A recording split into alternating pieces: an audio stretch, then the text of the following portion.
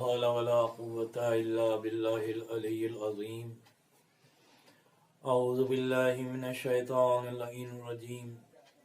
بسم الله الرحمن الرحيم. الحمد لله رب العالمين، والصلاة والسلام على أشرف الأنبياء والمرسلين، سيدنا ونبينا وشفيعنا أبي القاسم محمد، اللهم صل على محمد وآله الطيبين الطاهرين المعصومين المظلومين، ألا لعنة الله على أعدائهم أجمعين. بسم اللہ الرحمن الرحیم. عزیزان محترم، ناظرین اکرام، آج اس ہستی کی ولادت بسعادت کی تاریخ ہے 5 جمادی الاول، کہ جو ثانی زہرا کے لقب سے یاد کی جاتی ہیں، جن کا نام نامی جناب زینب سلام اللہ علیہا قرار پایا. آپ کی سن ولادت کے سلسلے میں اختلاف ہے. کسی نے اسے سن 5 ہجری اور کسی نے اسے سن 6 ہجری میں بتایا ہے، لیکن بہرحال 5 جمادی الاول کی تاریخ کے عنوان سے آج آپ کی خدمت میں اس موقع پر آپ سب کی طرف سے اور تمام اہل بیت علیہ السلام کے چاہنے والوں کی طرف سے سرکار حضرت حجت علیہ السلام کی خدمت میں مبارکباد پیش کرتے ہیں. اور درود و سلام کے بعد آپ کے سلسلے میں اگر یہ کہا جائے کہ آج جس شہزادی کی آمد کی مبارک تاریخ ہے، تو ان کے تعارف کے لیے صرف اتنا ہی کافی ہوگا کہ وہ ہستی کہ جس کی ماں سیدۃ نساء العالمین، بابا سید الاوصیاء والمتقین، نانا خاتم الانبیاء والمرسلین، دادا سید البطحا رحمۃ اللہ العالمین کے چچا، ایسی بیوی کہ جس کا خاندان اتنی اہمیت کا حامل ہو، یقیناً اس کی ذات محتاج تعارف نہیں ہو سکتی. اور یقیناً شہزادی کونین کے متعلق اگر کچھ بھی بیان کیا جائے تو بالکل ایسے ہی ہے کہ جیسے سورج کو چراغ دکھایا جائے. ثانی زہرا جناب زینب سلام اللہ علیہا کی پاک و پاکیزہ اور مقدس ذات وہ ذات ہے کہ اگر جسے ہم غور کریں جس کی سیرت پر، جن کے کردار پر، تو ہم یہ پائیں گے کہ یہ لقب جو ثانی زہرا قرار پایا، وہ اگر ایک ایک کر کے آپ اس میں غور کریں گے، شہزادی کونین کی سیرت و کردار میں، ان کے اخلاقیات میں، ان کے علم اور کمالات میں، وہ تمام چیزیں، وہ تمام صفات و کمالات، وہ تمام خوبیاں، وہ چاہے علم ہو، وہ چاہے حلم ہو، چاہے سخاوت ہو، وہ چاہے شجاعت ہو، عالم غیر معلمہ تھی آپ کی ہستی. یقیناً شہزادی کونین کے متعلق سرکار حضور ختمی مرتبت حضرت محمد مصطفیٰ صلی اللہ علیہ وآلہ وسلم نے ارشاد فرمایا کہ ام ابیہا کے لقب سے اپنی بیٹی کو یاد فرمایا، اپنے باپ کی ماں۔ تو اگر شہزادی کونین سرکار حضور ختمی مرتبت کی ماں قرار پائیں تو جناب زینب سلام اللہ علیہا نے بھی جناب امام حسین علیہ السلام کے جس بیٹے کی پرورش کی، جس بیٹے کو پالا، وہ بیٹا شہزادہ علی اکبر کے نام سے جسے دنیا جانتی ہے، وہ شہزادہ علی اکبر بھی یقیناً جناب زینب نے جن کی پرورش کی وہ ہم شکل پیغمبر قرار پائے، خاتم الانبیاء کی شبیہ قرار پائے۔ نہ صرف یہ کہ صرف گفتار میں، رفتار میں، بلکہ کردار میں اور تمام خصوصیات میں آپ کی ذات مقدسہ، آپ کی مبارک ذات وہ ذات قرار پائی۔ تو جناب زینب سلام اللہ علیہا نے بھی وہی کردار پیش کیا جو جناب فاطمۃ الزہرا صلوات اللہ سلام علیہا نے کردار پیش کیا تھا۔ اور یقیناً شہزادی کونین نے اپنے بابا کے ساتھ جس سیرت کے نمونے کو دنیا کے سامنے پیش کیا، آپ نے اپنے شوہر کے ساتھ جس دنیا کے سامنے جس نمونہ عمل کو پیش کیا، جس سیرت کو پیش کیا، اس سے ساری دنیا واقف ہے۔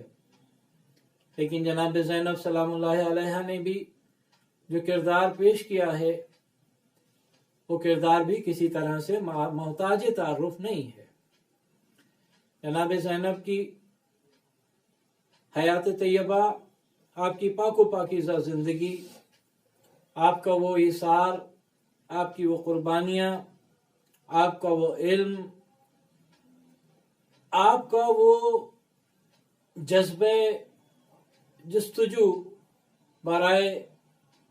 حق کے لیے جو آپ کا جستجو کا جذبہ تھا، دین اسلام کو بچانے کے لیے آپ کے بھائی سرکار امام حسین علیہ السلام نے جو قدم اٹھایا، اس قدم میں جس مشن کے لیے آپ نکلے، اس مشن پر آپ اپنے بھائی کے شانہ بشانہ رہیں۔ اور یقیناً جناب زینب سلام اللہ علیہا نے شہزادی کونین جناب فاطمۃ الزہرا صلوات اللہ وسلم علیہا کے بعد جو کردار پیش کیا، یقیناً وہی کردار تھا جو شہزادی کونین کا کردار تھا۔ جناب زینب سلام اللہ علیہا کی مبارک ذات، جنہیں ہم عقیلہ بنی ہاشم کے نام سے بھی جانتے ہیں، یقیناً اسلام کی بنیادوں کو محفوظ رکھنے کے لیے، اسلام کو بچانے کے لیے، شریعت کے تحفظ کے لیے امام حسین علیہ السلام کی جو عظیم ترین قربانی، جو آپ نے بے مثل و بے نظیر قربانی پیش کی، اس قربانی میں جناب زینب کا برابر سے کنٹریبیوشن ہے، اور ایسا کنٹریبیوشن ہے کہ جس کے بارے میں اگر یہ کہا جائے تو غلط نہ ہوگا کہ 10 محرم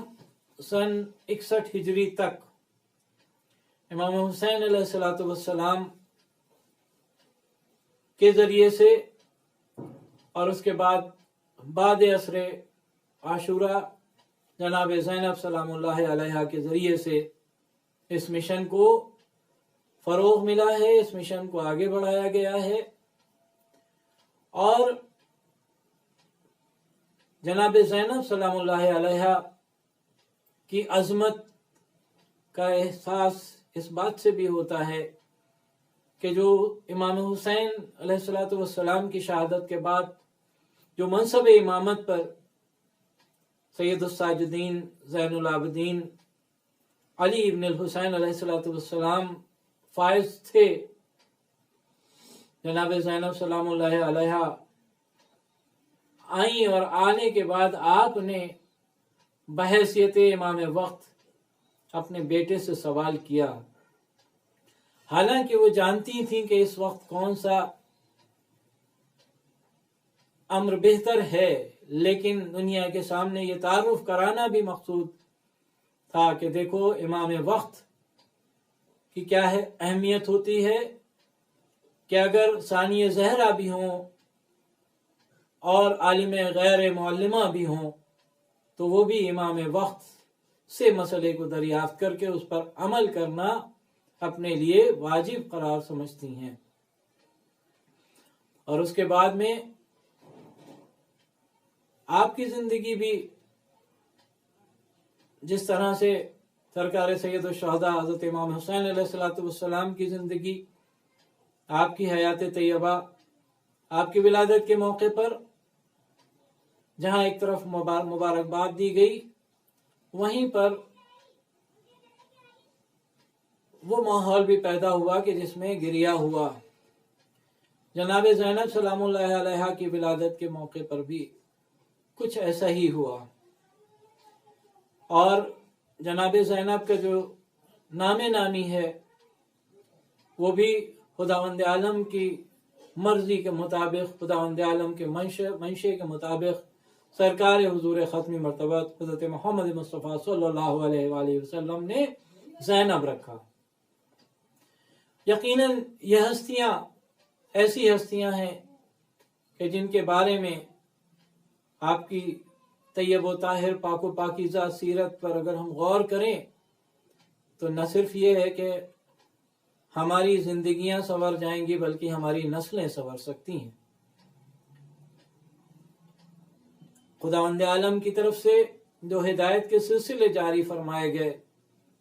کتابی سلسلہ ہو یا سیرت کے سلسلے ہوں، تو یہ ان کے پیچھے مقصد یہی ہوتا ہے کہ دنیا کے سامنے وہ نمونے پیش کیے جائیں کہ انسان اپنی زندگی کس طرح سے گزارے کہ مرضی معبود